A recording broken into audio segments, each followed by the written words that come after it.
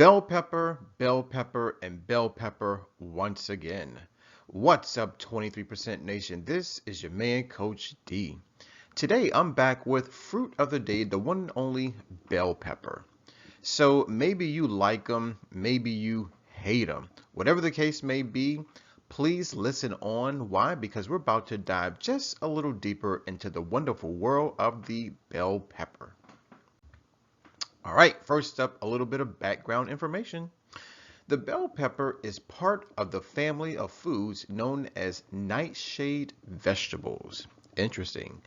Botanically speaking, bell peppers are fruits. That's right. If you're ever in question as to whether or not a plant food is a fruit, well, just check for the seeds. Okay? Because botanically speaking, any plant food that has seeds, and of course an edible portion, is considered a fruit. Also, the bell pepper is unique because it lacks the capsaicin found in other cultivars in the species Capsicum annum. Interesting. Also, due to a recessive form of a gene, this is the only variety of pepper that provides only sweet flavor without the burning sensation of its brothers.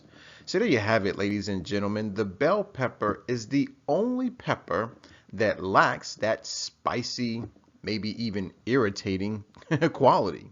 All right? And that's primarily due to a compound that is named capsaicin. All right?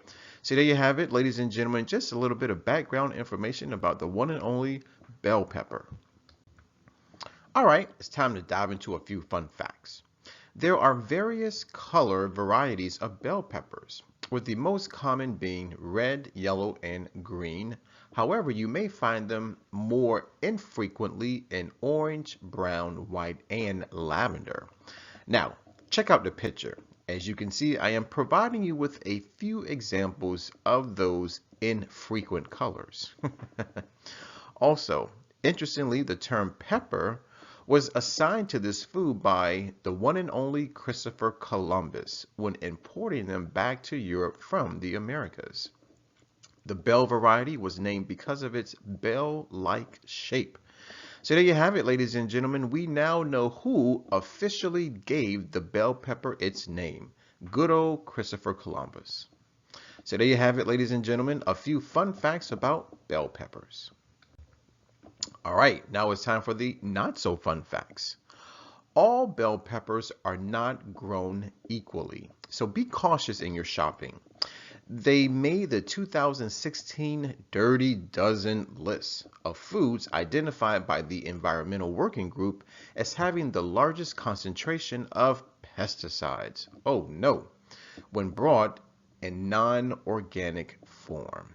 Buying your bell peppers organic is not only important because of the presence of pesticides, but because organic bell peppers contain a much better antioxidant load.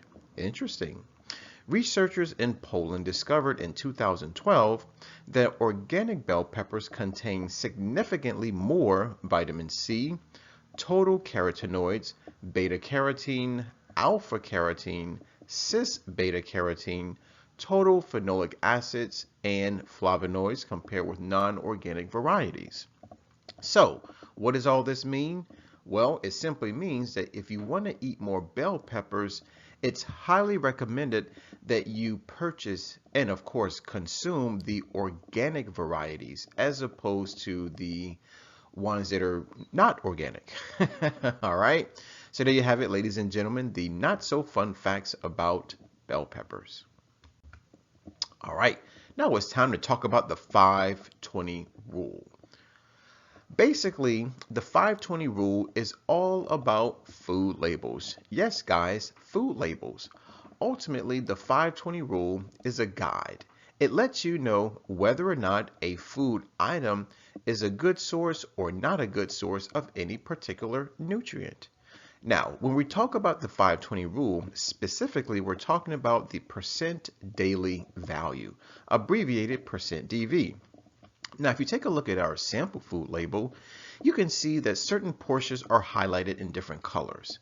The percent daily value column is highlighted in purple, or we can say lavender. Then we have a few nutrients that are highlighted in yellow, such as total fat, saturated fat, trans fat, cholesterol, and sodium. And then we have a few nutrients that are highlighted in the light blue, such as dietary fiber, vitamin A, vitamin C, calcium, and iron.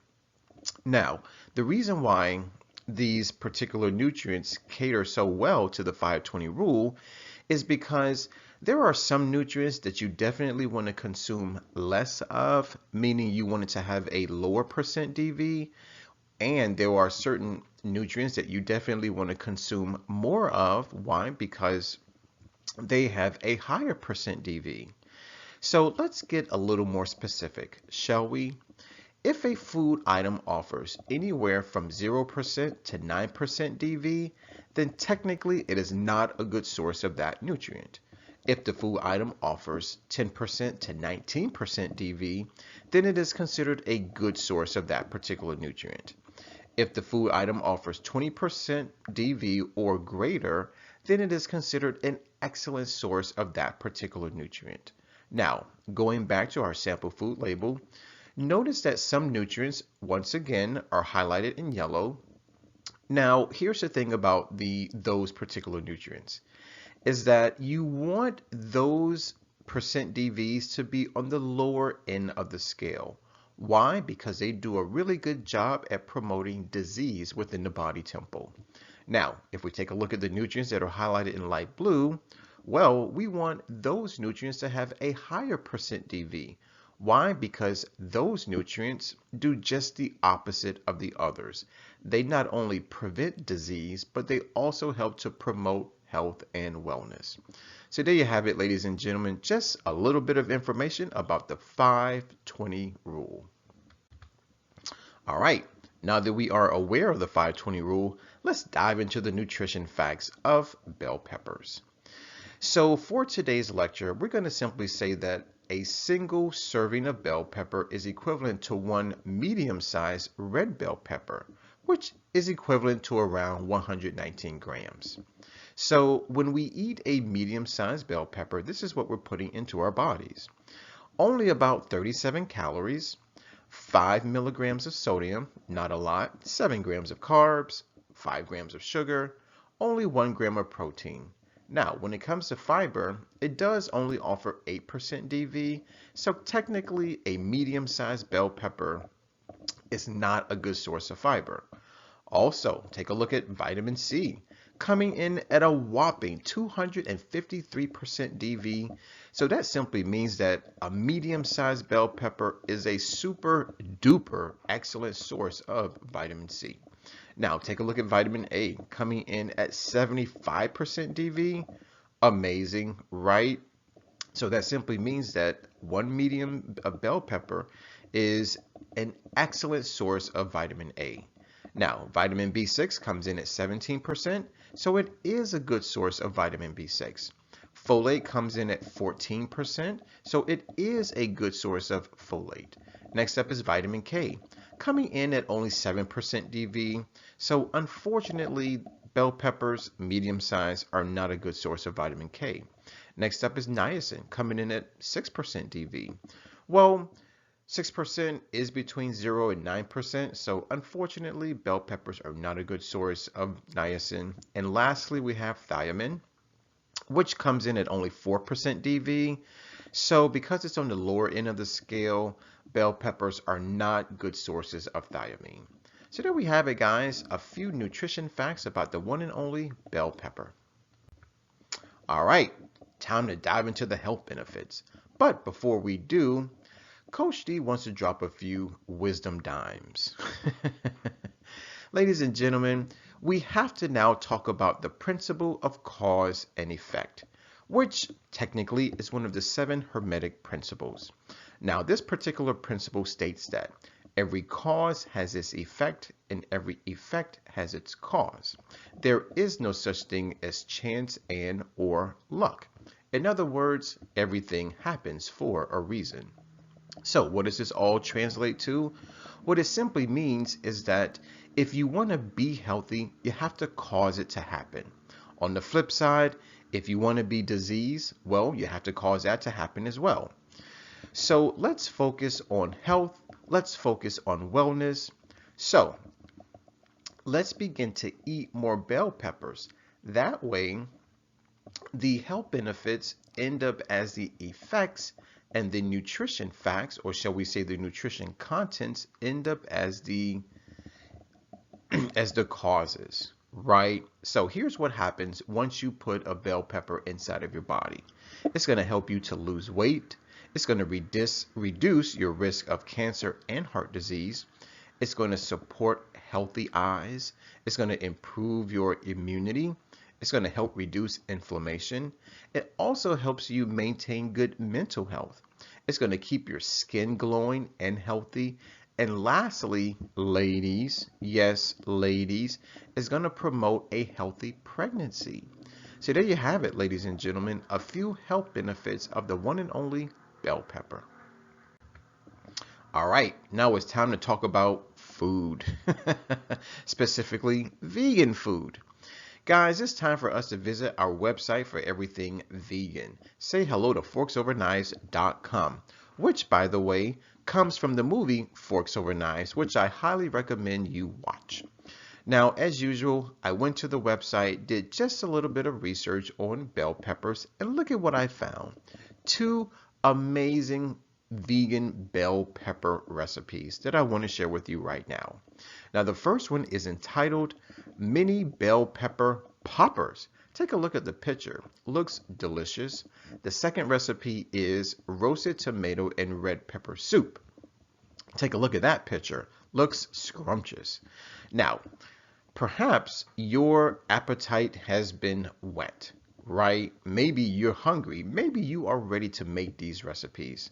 Well, if you are inclined, I want to suggest that you click on the description box. Why? Because I'm providing a direct link to each of these recipes. Now, once you get to the website, forksoverknives.com, you're going to notice a lot of information. They're going to provide you with the ingredient list. They're going to give you the cooking time as well as the instructions as to how to make the dishes, right? So if you want to make them, taste them, come back to the video and let me know exactly how they taste.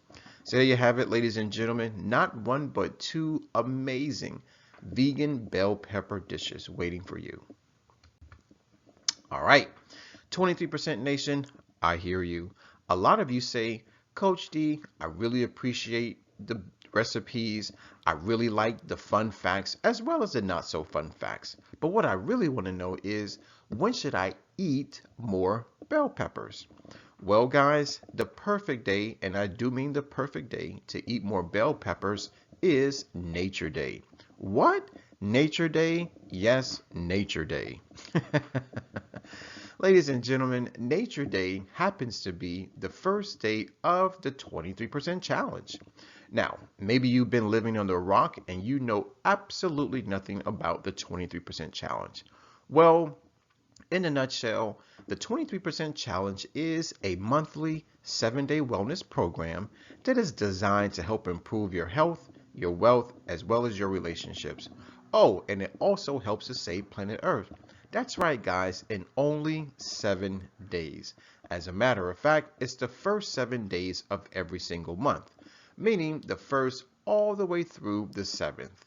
Now, being that the challenge is the first 7 days of every month, that simply means that Nature Day is the first day of every month, right? So whether it's May 1st, June 1st, or even August 1st, it's always Nature Day.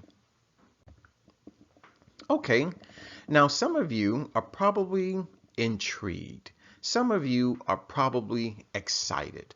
Why? Because you want to know more about Nature Day. Well, guys, Nature Day is all about getting closer to nature. Now, yes, there are lots of things you can do to get closer to nature. You can go take a swim in the ocean. You can go pet a pet, right? Or maybe even take a nature walk.